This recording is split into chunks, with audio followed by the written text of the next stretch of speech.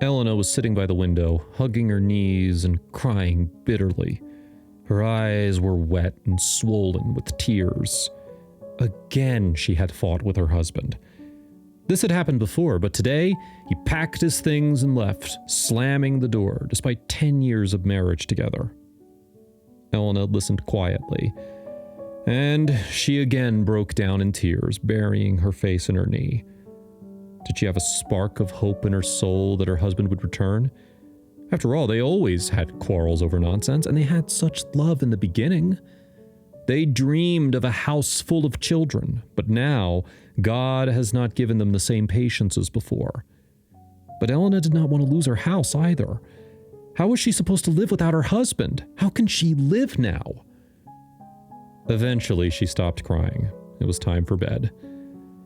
The next day, there were many things to do, the young woman persuaded herself. Elena went to rest and lay down, but sleep did not come. Sad thoughts were born in her head. She couldn't understand why she couldn't conceive a child for 10 years. After all tests and examinations had showed that she and her husband were absolutely healthy and could become parents. Doctors shrugged and advised them to wait. They've been waiting all these years. But today, Saroja, her husband, couldn't stand it, broke loose, said a lot of unpleasant things about Elena, and blamed her for everything. He didn't go to another woman, he just left her nowhere. And for this, Elena was even more offensive, as if he didn't even consider her a woman. But he once loved her so much and saw her for a long time beautifully looked after. He swore eternal love and promised to make her the happiest. But this time he couldn't stand the difficulties and left the race, or maybe just went to a place to relax. She remembered that he had an address lying around somewhere. A friend gave it to her and decided that she would go there tomorrow. Having made at least some decisions, she calmed down. It became a little easier on the soul, and she herself didn't notice how she fell asleep. Waking up early in the morning, Elena felt better and decided to go to that place. She drank coffee, fed the cat, and began to get ready. Now here was another concern. The cat was going to bring kittens again soon. Already barely walking, she was already tired. What was the point? This woman only manages to give birth to children. Elena envies the cat. When she reached the station, she took the train as indicated on the paper. It turned out that it was not far to go, and decided to walk from the station. She quickly went to find an old grandmother, which she headed to by asking the locals, who immediately pointed out the right house to her. The house was small, but full of flowers. Elena went into the yard and the garden.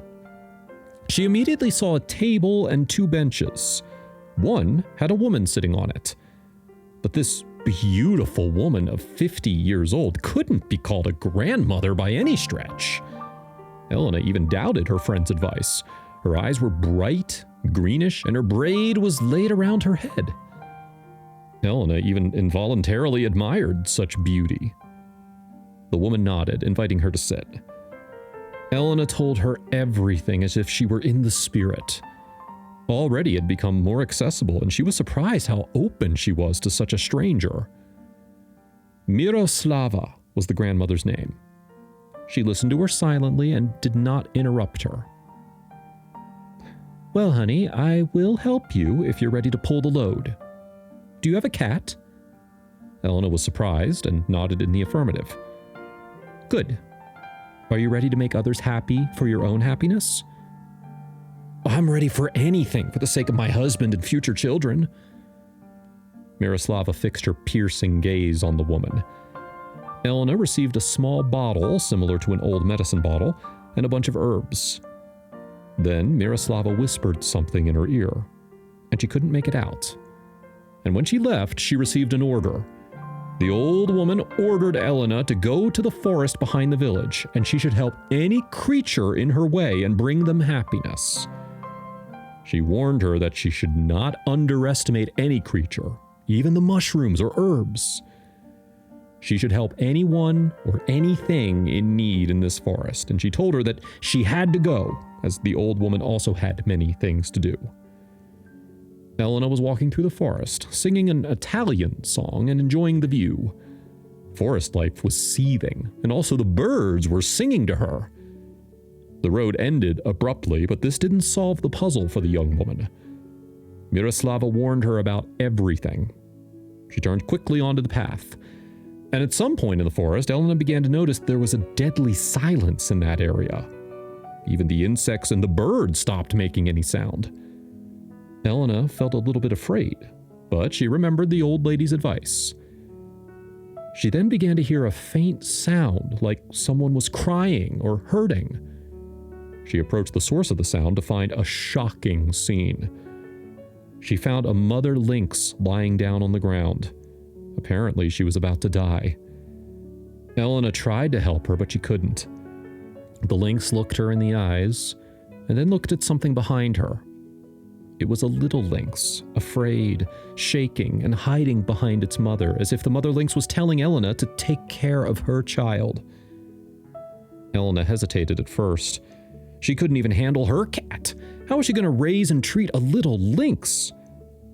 But also the old woman's words crossed her head, so she took the little lynx and her cat to get back to the house. Elena healed the little lynx and her cat, who also gave birth to 4 little kittens. The cat considered the lynx as one of her kittens and fed him with them. When the lynx became able to walk and provide for himself, he was gone. Elena was surprised one day when she found out that the little lynx wasn't there anywhere. Oh well, she thought, it'll be better for everyone. It's not every day a wild animal lives at home, and the neighbors wouldn't like it either. Life went back to normal for her. But Sorozha, Elena's husband, did not return, and she decided to stop waiting. Probably he found himself a normal, healthy woman who would give birth to his heir. Elena began to think about adopting a baby. After all, so many orphans and orphanages are waiting for a mother.